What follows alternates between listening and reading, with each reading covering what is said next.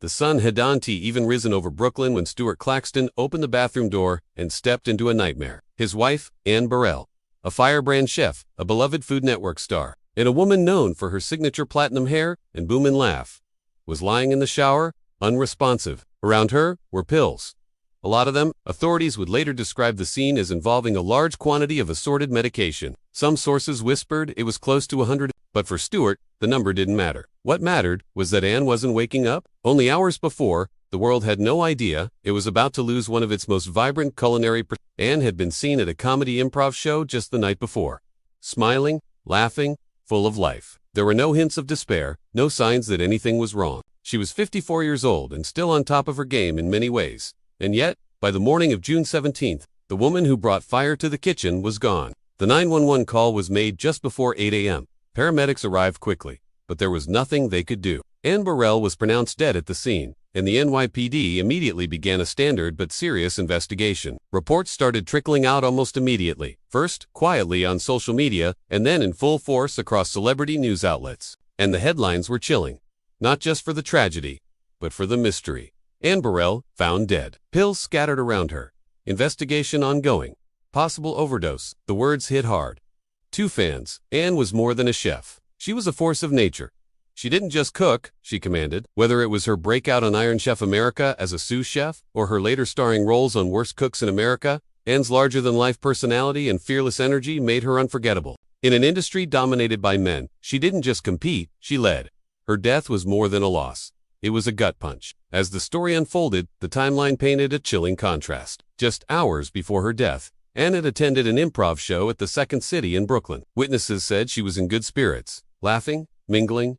Nothing appeared out of the ordinary. She returned home late, sometime around 1 a.m., and was last seen by her husband before they both went to bed. When Stuart woke up later that morning, Anne hadn't gotten out of bed. He went looking for her, and that's when he found her, in the shower, unconscious, with pills nearby. Forensic teams arrived, and by the afternoon, word had already leaked to the press. The NYPD confirmed they were treating the death as a possible overdose. While no suicide note was found and no official cause of death had been released yet, the presence of so many pills made it difficult to avoid that line of questioning. Toxicology reports could take weeks, but speculation didn't wait.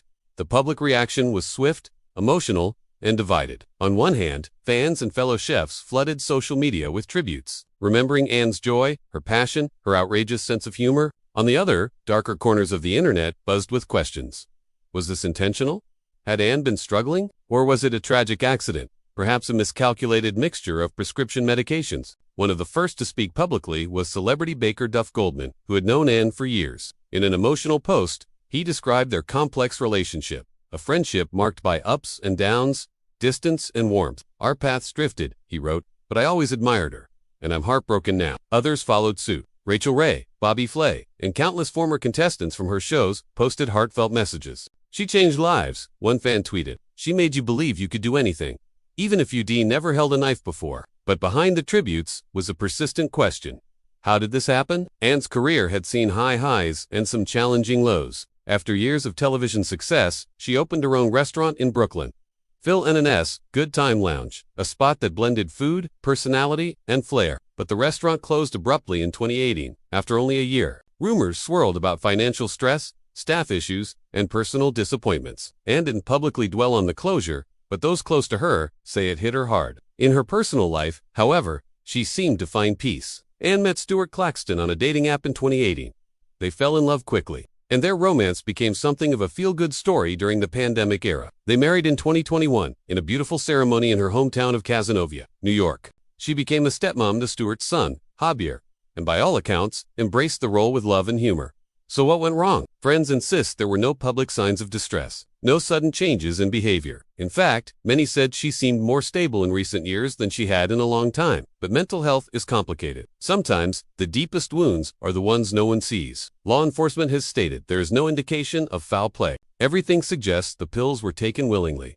Whether by accident or as a cry for help remains unknown. The autopsy has been completed, but toxicology results, the true key to understanding what happened, are still pending. It could take weeks, even months, before the full picture is clear. But in the meantime, those who loved and are left with memories and questions. In the days following her death, a private wake was held on Manhattan's Upper East Side. More than 100 people showed up to pay respects. Some were celebrities. Others were just friends, neighbors, former co-workers. There was no paparazzi presence. It was a quiet, personal farewell for someone who had spent most of her life in the public eye. And yet, outside that chapel, fans gathered.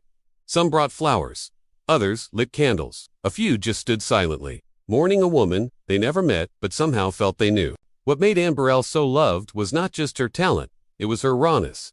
She didn't try to be polished. She was messy, loud, opinionated, and unapologetically herself. She yelled in the kitchen, laughed too hard, and made you feel like you could do the same. She taught people not just how to cook, but how to live with flavor. Her death feels unreal, like the script flipped too soon, like someone took the pan off the stove before the dish was done. And yet, the grief is real. The hole she leaves behind in the culinary world, in her family's life, in her husband's eyes, in the hearts of her fans, is enormous. For now, the world waits to know if this was an overdose, a heart failure, or something else entirely. Waits to know if this vibrant soul was in pain, or if it was a tragic mistake. And while we wait, we remember Anne Burrell, the woman who yelled "booyah" when she nailed a dish, the chef who wore her bleach blonde hair like a crown, the mentor who believed in the underdogs, the wife, the stepmother, the friend, the fighter. She lived loud. She died too soon. If this tragedy reminds us of anything, it's that the people who seem the strongest often carry the heaviest loads. And that, in a world obsessed with appearances, it's okay to ask someone, even someone who seems fine, if they really okay. Rest in power. Anne, you were one of a kind. And for those watching, if you or someone you know is struggling, speak up. Help is out there. Like and subscribe to the Celebs Empire for more heartfelt stories and the latest updates from Hollywood and beyond.